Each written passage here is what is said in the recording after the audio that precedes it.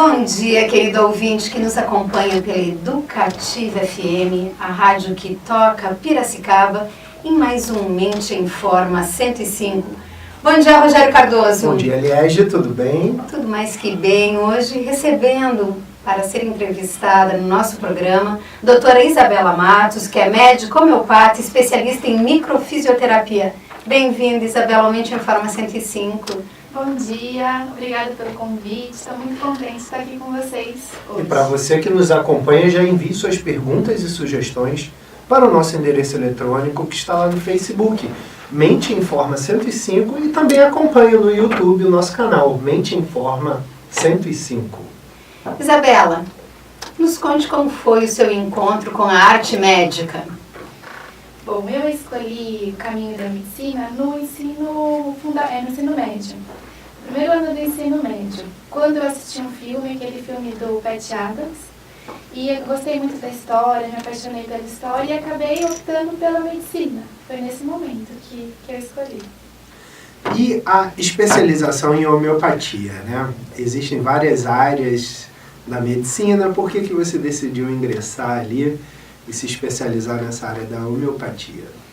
Bom, a homeopatia sempre esteve presente na minha vida, porque eu desde que estava na barriga da minha mãe, já fui tratada com homeopatia. Era uma opção da minha mãe, então foi toda a opção na infância, adolescência e vida adulta. Então sempre esteve muito presente. E aí durante a faculdade eu conheci todas as áreas, até pensava muito em fazer ginecologia e obstetrícia, até me encaminhei muito para isso. E aí no 6º ano eu falei, não, acho que o meu caminho mesmo é a homeopatia e vou fazer isso. E o que é a homeopatia? O que ela trata, Isabela? A homeopatia é uma área da medicina que atua com medicamentos mais naturais. E esses medicamentos têm a intenção de restabelecer o equilíbrio do organismo. Então, ela pode tratar qualquer tipo de doença, qualquer patologia, ela ajuda a restabelecer tanto o físico quanto o emocional. É uma medicina muito completa, né? É uma opção de tratamento. Como se dá, Isabela, o diagnóstico na homeopatia?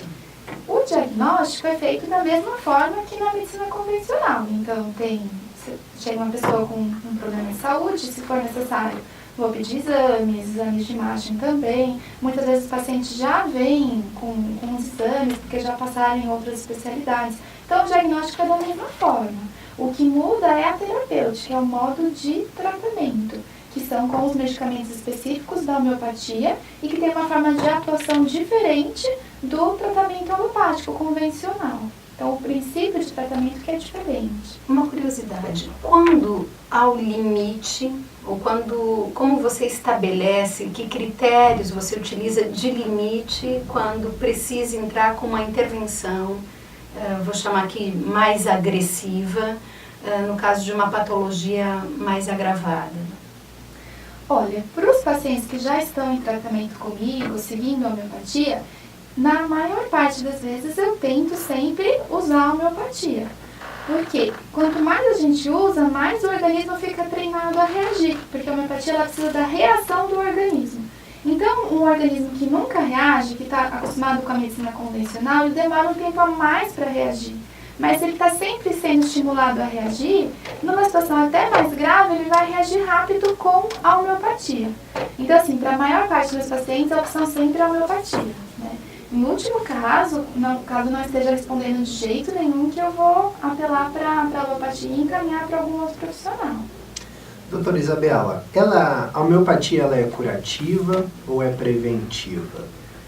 Na verdade, as duas coisas, tanto curativa quanto preventiva. Então, quando o paciente me chega com uma patologia, a minha intenção é restabelecer o equilíbrio do organismo para que o organismo em equilíbrio melhore aquela patologia, e é assim que acontece. Mas depois do momento que ele já está melhor, já está curado, aí se torna um tratamento preventivo, que é legal manter esse tratamento, para que a pessoa consiga sempre manter um equilíbrio, um corpo em equilíbrio, adoece com muito mais dificuldade. É muito mais fácil manter a saúde quando a gente está em equilíbrio. Febre. Como é que a homeopatia concebe esse sinal? Bom, a febre é um assunto um pouco polêmico, principalmente para os pacientes, né, como eles recebem isso, e principalmente até na parte das crianças, da pediatria, porque as mães se desesperam muito com um episódio de febre. Mas na homeopatia, a febre é encarada como um sinal bom e positivo que o organismo tem capacidade de reagir. Então ele está frente a uma infecção, a uma inflamação, e a febre é uma resposta que o organismo está capaz de reagir naquela situação. E a homeopatia não se preocupa em abaixar essa febre, porque não é necessário para a gente abaixar a febre para conseguir uma cura. Eu vou me preocupar em encontrar um medicamento para aquele paciente que vai auxiliar no processo dele de cura, mas a febre ela vai abaixar naturalmente nesse processo de tratamento. Então eu não preciso intervir com um antitérmico abaixando a febre. A não ser em alguns casos, né, mais específicos, de uma criança que já tem história de convulsão febril, mas que também é muito raro, não é a coisa mais comum de acontecer.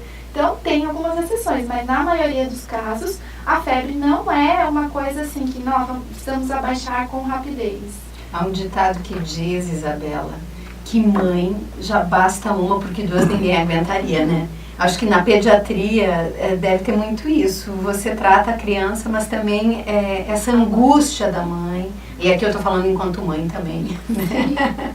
Porque frente a um filho, uma criança doente, realmente você fica muito preocupado. Né? E muitas vezes até eu indico o tratamento para as mães. Ah, é?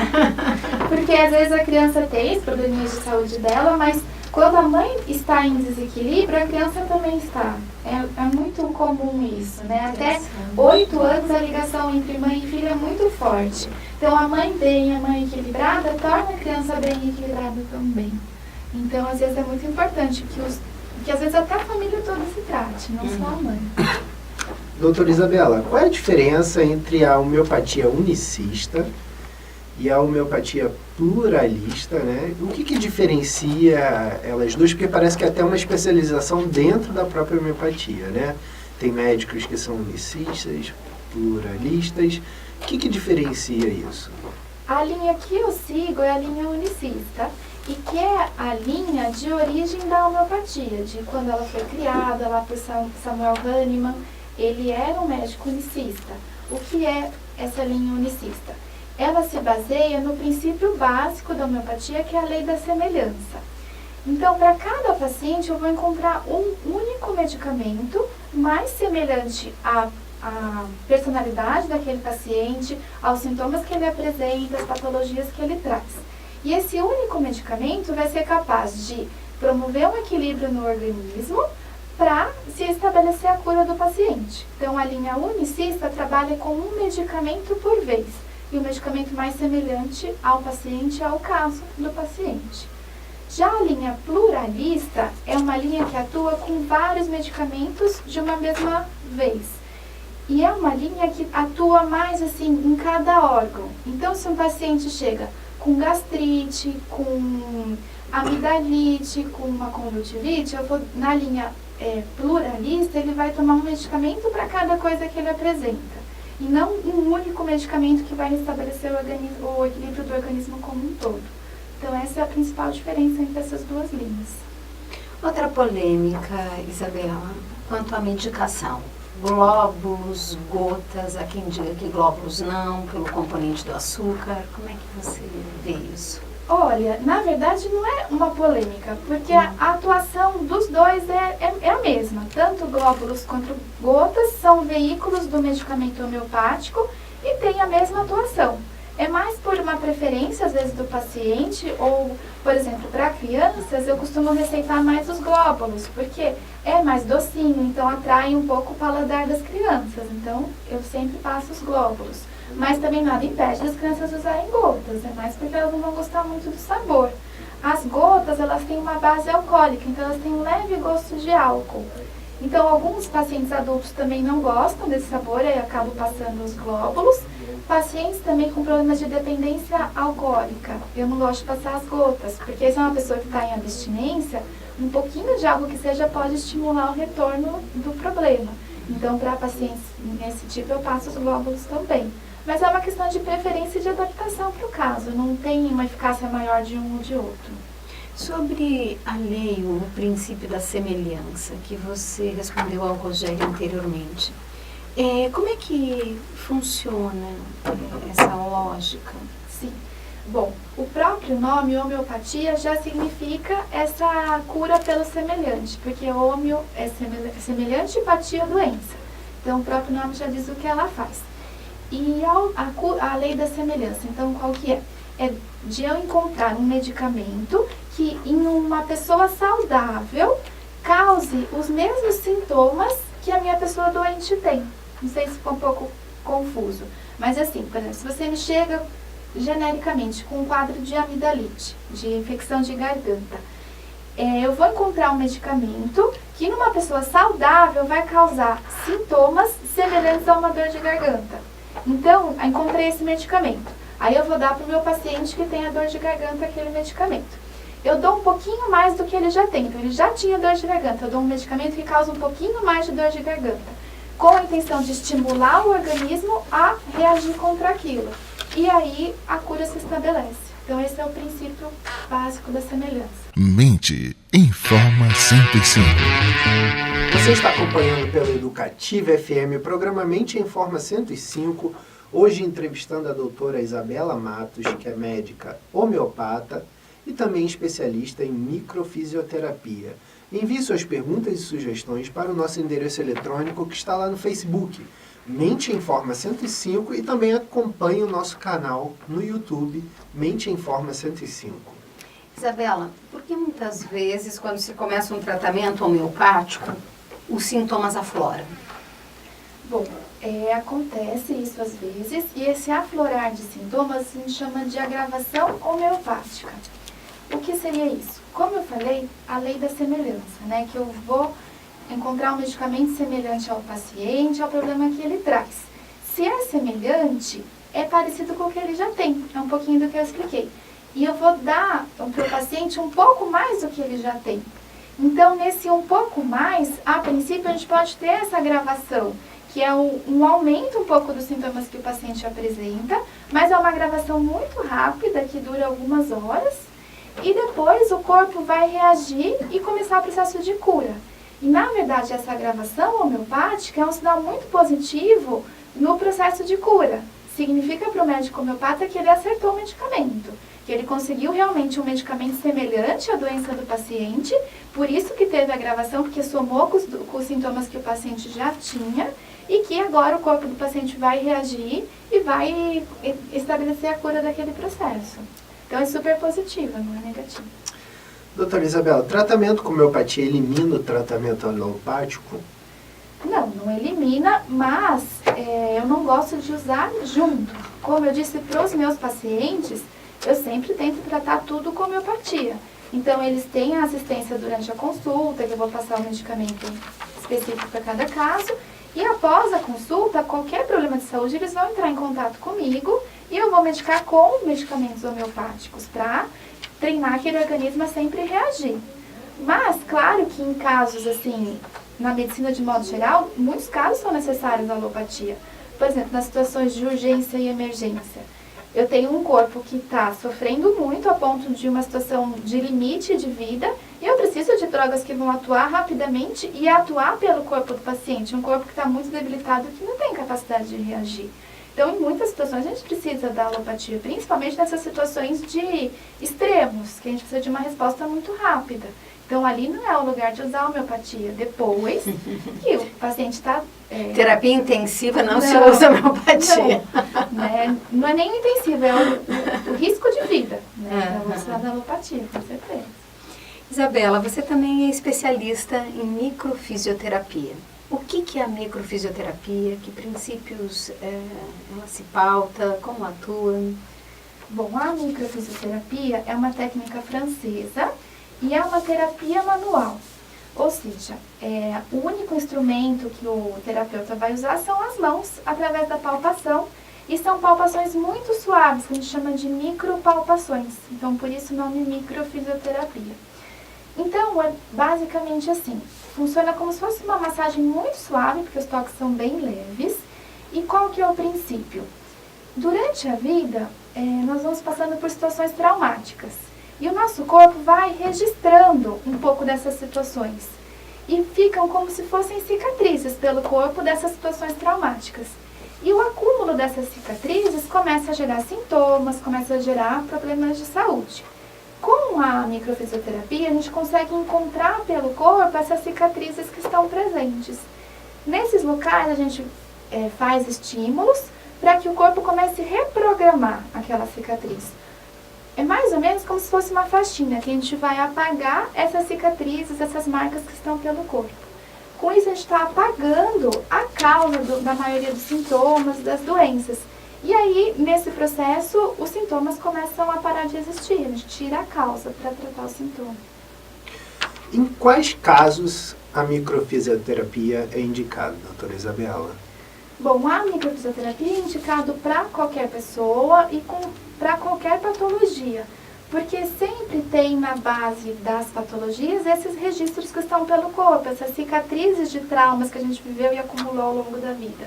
Então não tem contraindicação, não tem nada que, isso não pode ser tratado com microfisioterapia. A microfisioterapia auxilia no tratamento, né? Mas deixa eu entender um pouquinho, são problemas musculares. Não. O ósseo, por exemplo, uma pessoa com artrose que tem dor, ela pode aplicar microfisioterapia e de repente reduziria a dor dela? Ela pode, como eu falei, qualquer coisa pode ser tratada e auxiliada pela microfisioterapia.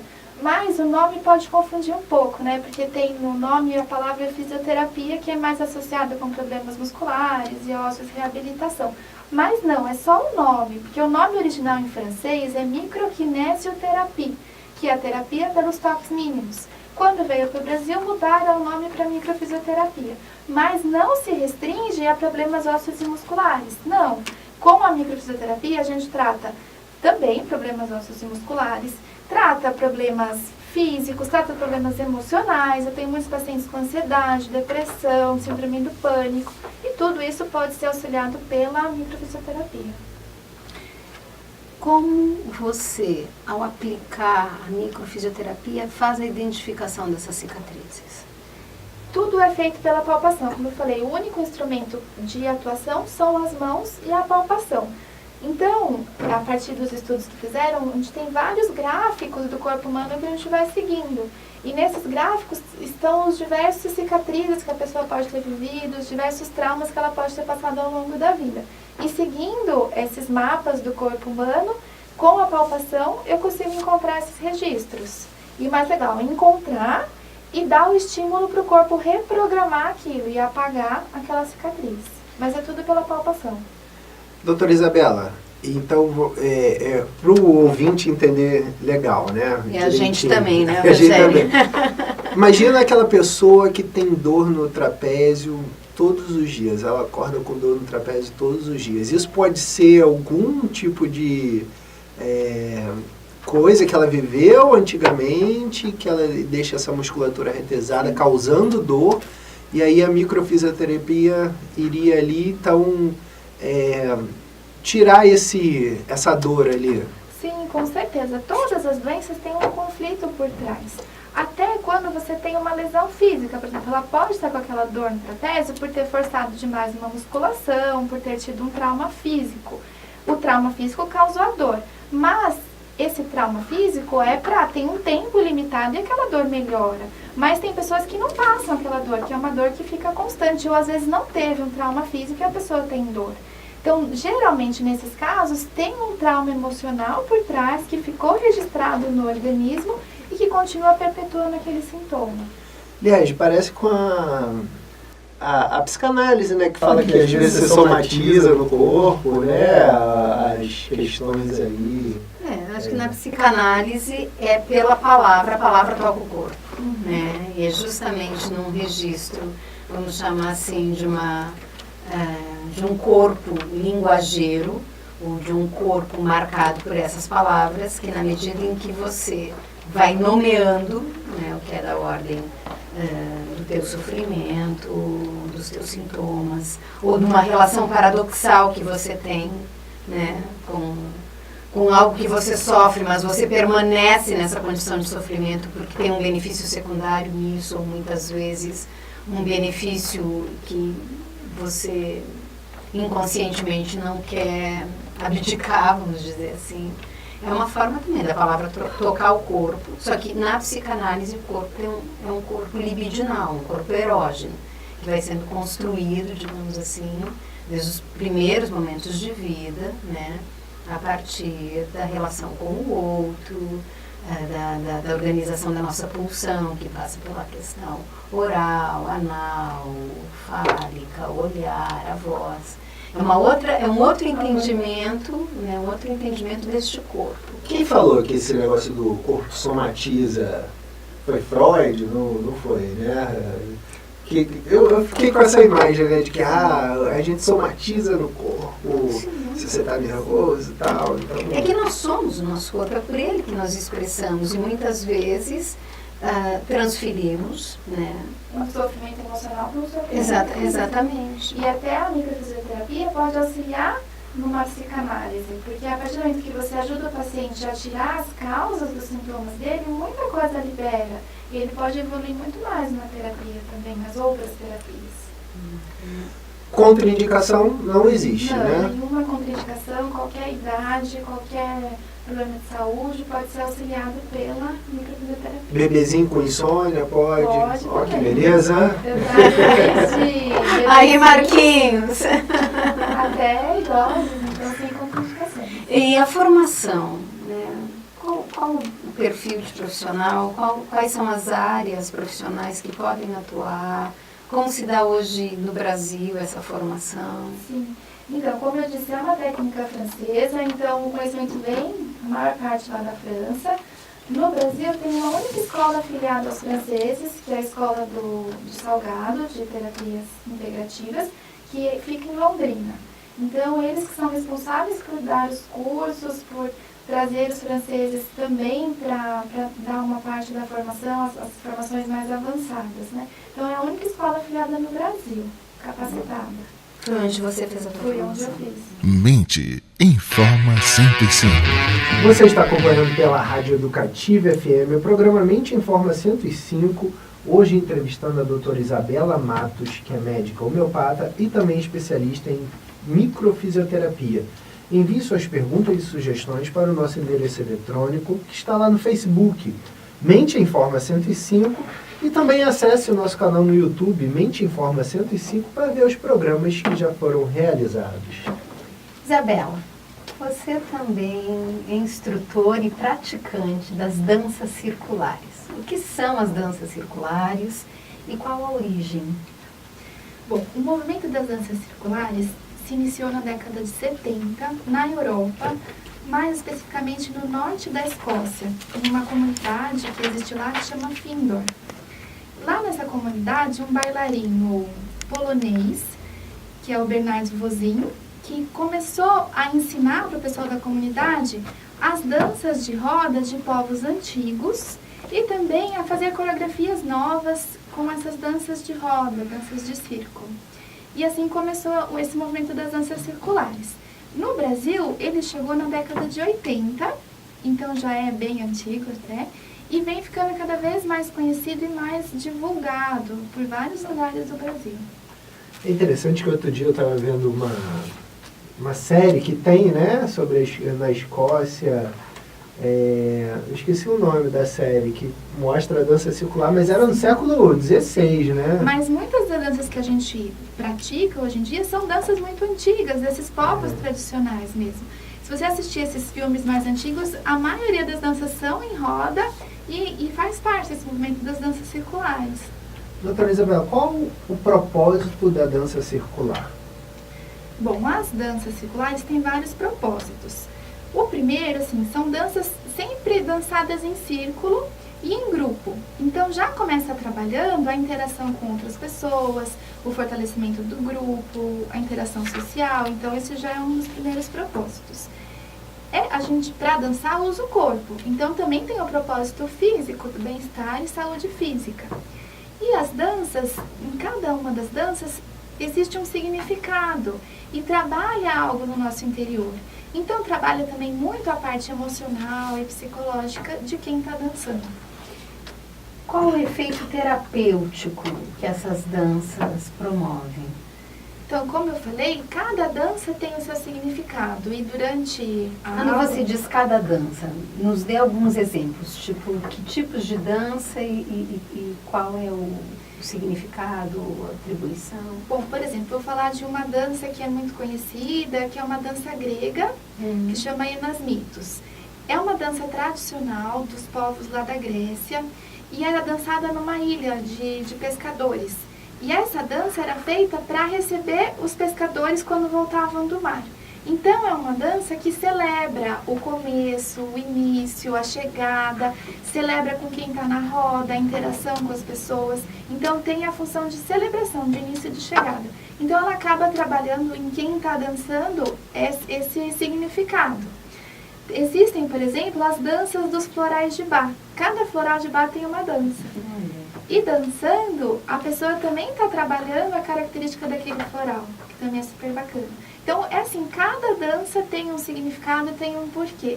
E a pessoa que está dançando acaba trabalhando ao dançar aquele significado. Você alia também a prescrição de florais junto com a homeopatia? Não, eu sou especialista em homeopatia mesmo. Os florais de Bach eu gosto muito, mas mais como curiosa, eu não costumo utilizá-los. Doutora Isabela, fui até pesquisar qual é o nome da série, Outlander, que tem lá no Netflix, né? Eu assisti, é uma Legal, série não conheço. escocesa aí, ó, de 1743. Sim. E é super legal, ganhou vários. E tem essa dança, porque começa sempre com um monte de mulheres dançando ali, né? Vou procurar depois. Eu lembrei disso porque eu comecei a ver, né? Qual o público? Homem pode dançar? Ou Todo é só mundo. mulher? Como é que Não. é? Todo mundo pode dançar. Aqui em Piracicaba ainda não está tão conhecida a dança circular. Tem alguns movimentos no SESC também que tem a dança circular, mas é uma coisa que ainda não é tão conhecida. Em São Paulo, por exemplo, que ela já é mais difundida, a dança acontece nos parques com muita frequência. Assim, vários parques no fim de semana você vai ter dança. E como ela já é mais conhecida, então homens dançam, crianças, mulheres, não tem restrição, qualquer um pode dançar. E não é necessário saber dançar, porque são danças simples e que durante a aula vai aprender o movimento, então é bem tranquilo e não tem, assim, todo mundo pode dançar, ela é super inclusiva. Ela acontece em espaços abertos, espaços fechados? Você precisa ter uma regularidade ou é nesse espontaneismo? É um movimento muito livre, né? Então dá para fazer em parques, dá para fazer em locais fechados. A frequência, assim, quanto mais a pessoa dança, mais gostoso fica, porque ela tem esse efeito terapêutico, então é muito bom, né? Mas, por exemplo, aqui em Piracicaba eu tenho aulas e é um espaço fechado, então é muito Você livre. ministra aulas? Sim. Comecei esse ano, então tá bem bacana. É uma formação que você precisou Sim. fazer ou isso é uma transmissão? É uma formação que eu fui fazer esse ano lá em São Paulo com a Renata Ramos, que foi quem trouxe a dança circular para o Brasil. Então ela é uma das melhores aqui do Brasil. Então eu fiz essa formação toda com ela para me formar focalizadora, que é a pessoa que passa para os outros a dança, como se fosse a professora da dança circular. Então é todo um conhecimento adquirido, é um curso de formação realmente, é um trabalho bem sério feito.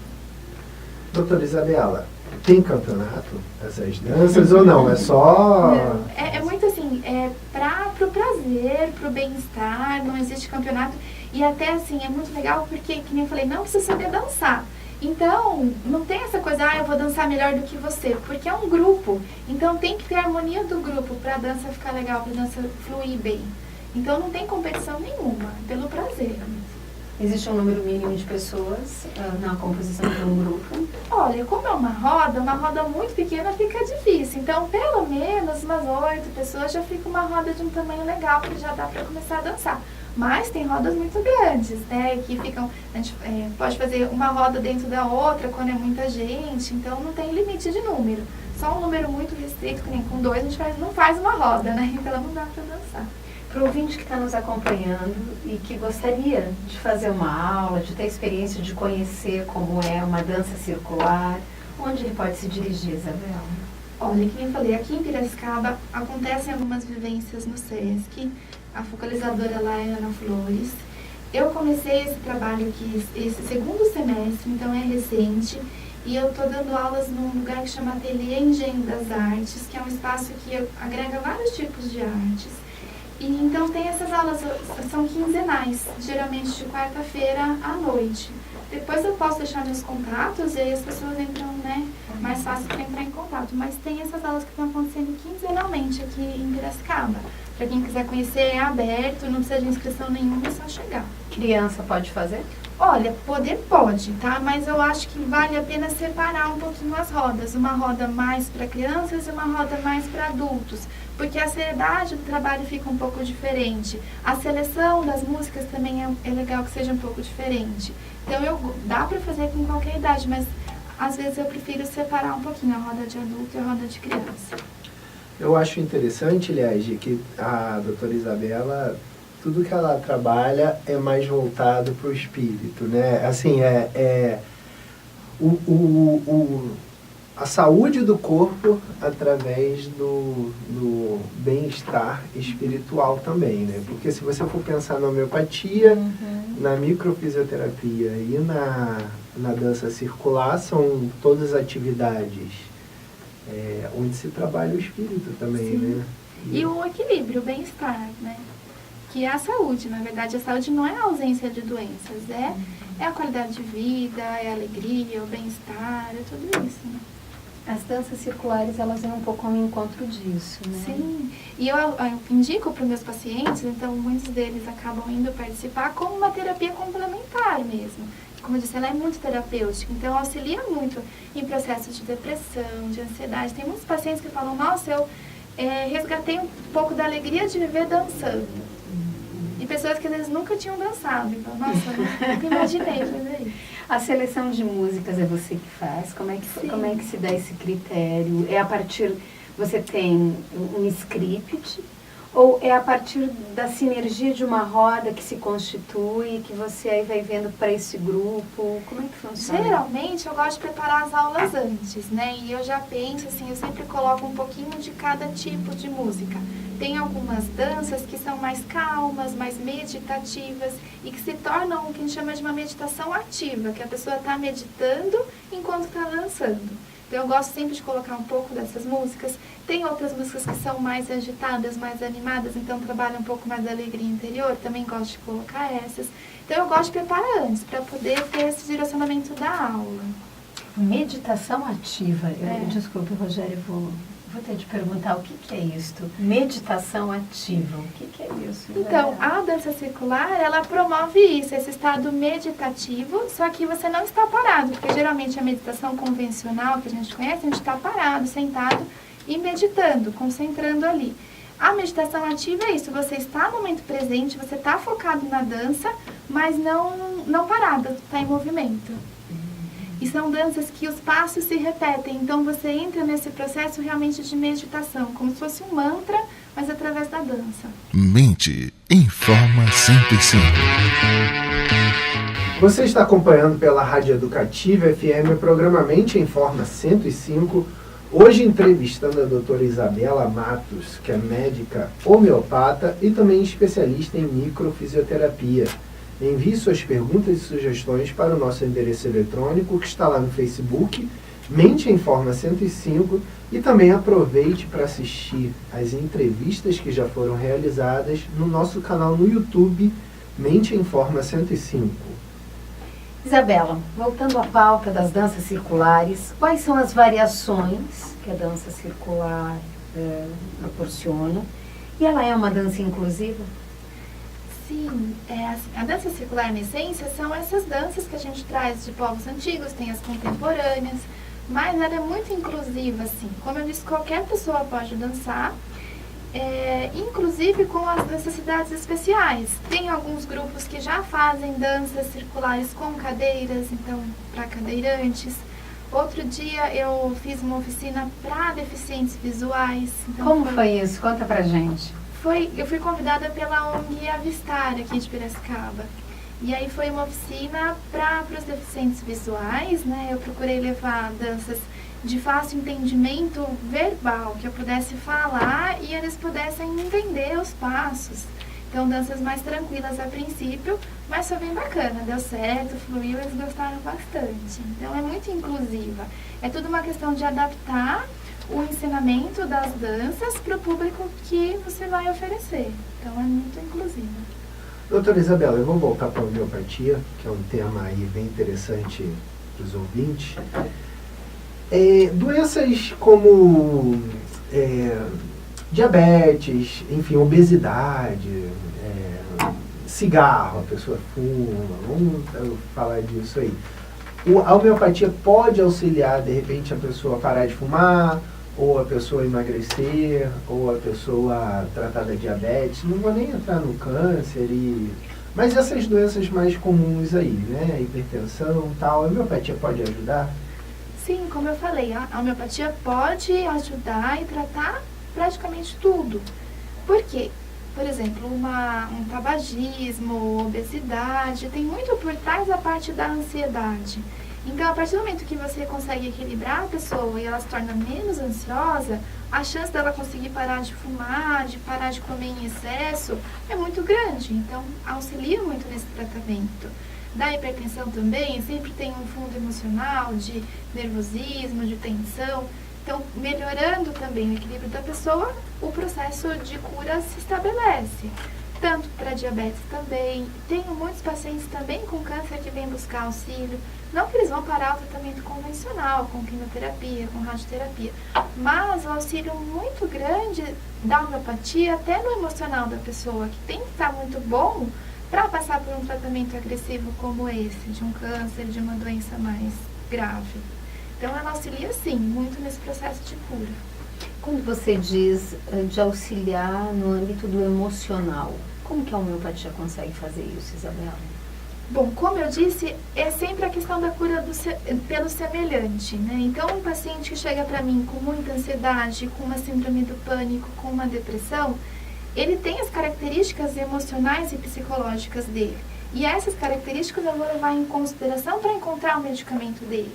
E sendo um medicamento semelhante a tudo que ele tem, ele vai estimular o corpo a reagir até a essas questões emocionais, a questão de ansiedade, de depressão, de pânico.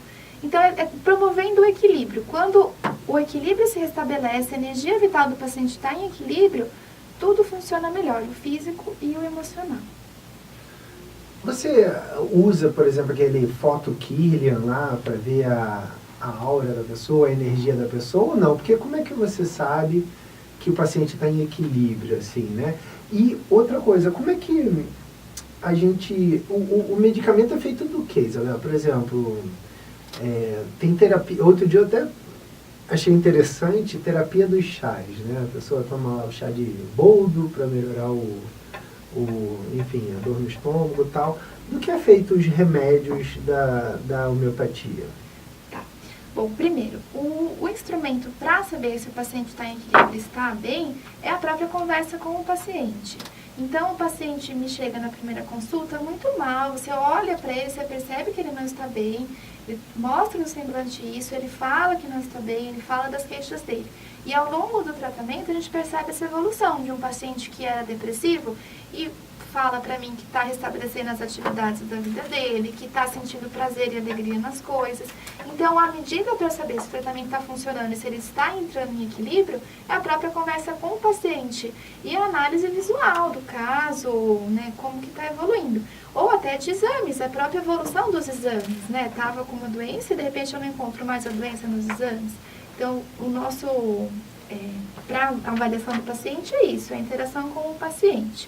Os medicamentos homeopáticos, eles são de diversas origens. Tem medicamentos que são de origem vegetal, mineral, de alguma origem animal.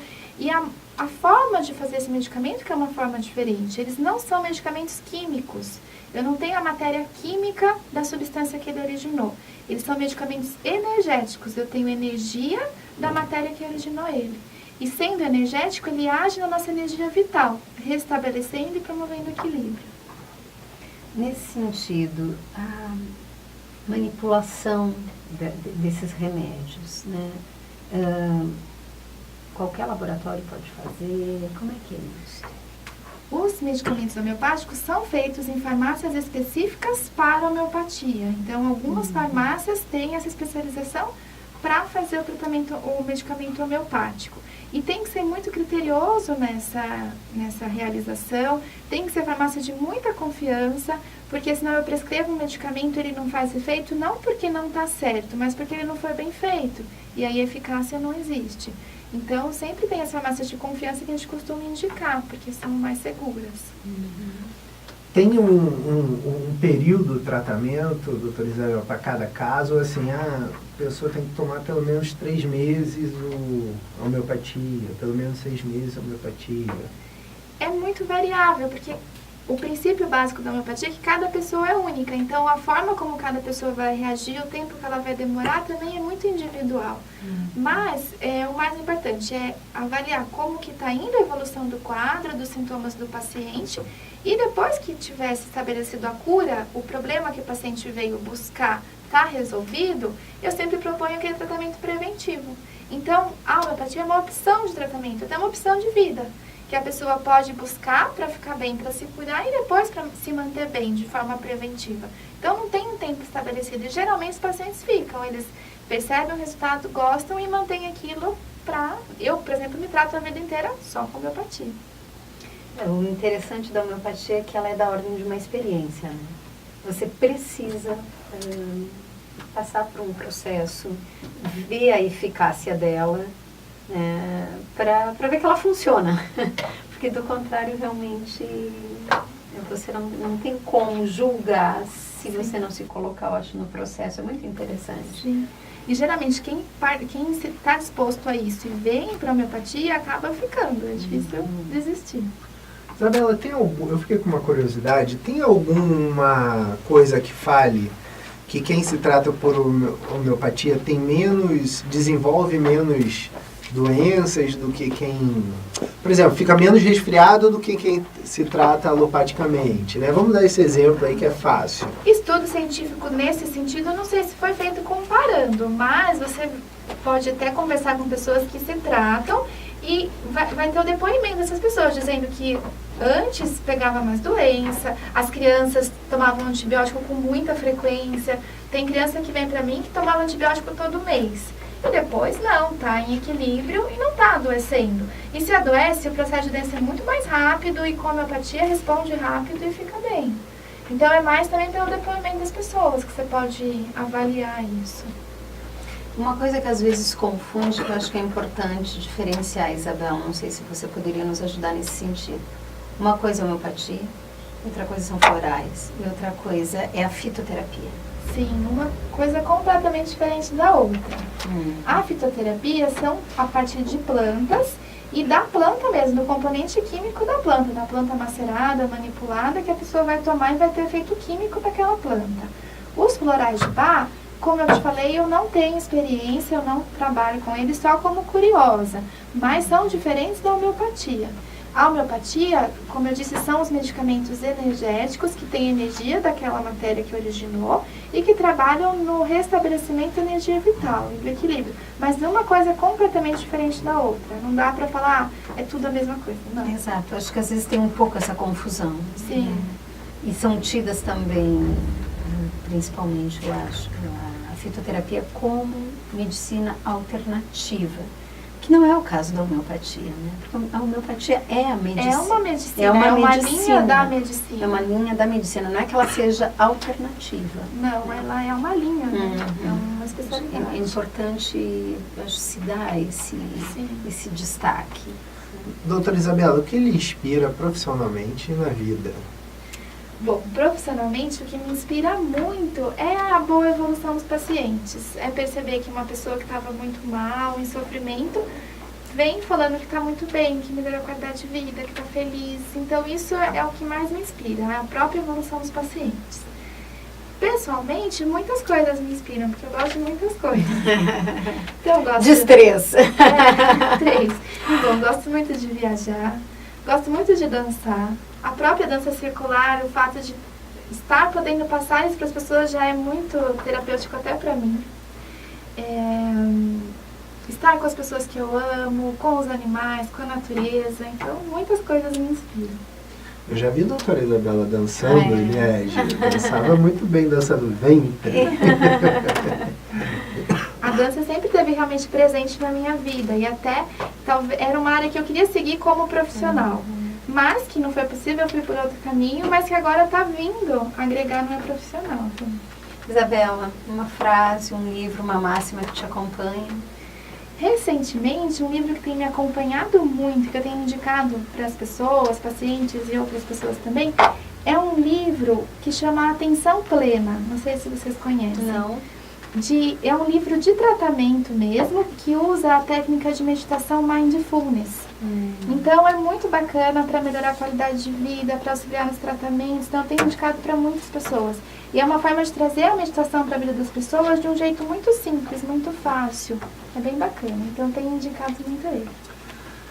Doutora Isabela, Liege, chegamos ao final de mais um Mente em Forma 105. Eu gostaria de agradecer muito a sua presença aqui no programa, doutora, e que você possa fazer suas considerações finais, deixar seu telefone de contato para o ouvinte. Bom, muito obrigada pelo convite, foi um prazer estar aqui. O meu telefone de contato é o 19-99904-3838. Tem o site, que é o www.draisabelamatos.com.br e no Facebook, que está como Homeopatia e Microfisioterapia. Isabela, muito obrigada pela sua presença. Querido ouvinte que nos acompanha, pela sua audiência também, muito obrigada. A nossa ficha técnica contou com a programação musical de Liege Lise, edição técnica de Marquinhos Ferreira, convidada a doutora Isabela Matos, apresentação de Liege Lise e Rogério Cardoso e direção geral de Eduardo Castro. Tenham todos um feliz sábado. Até a próxima.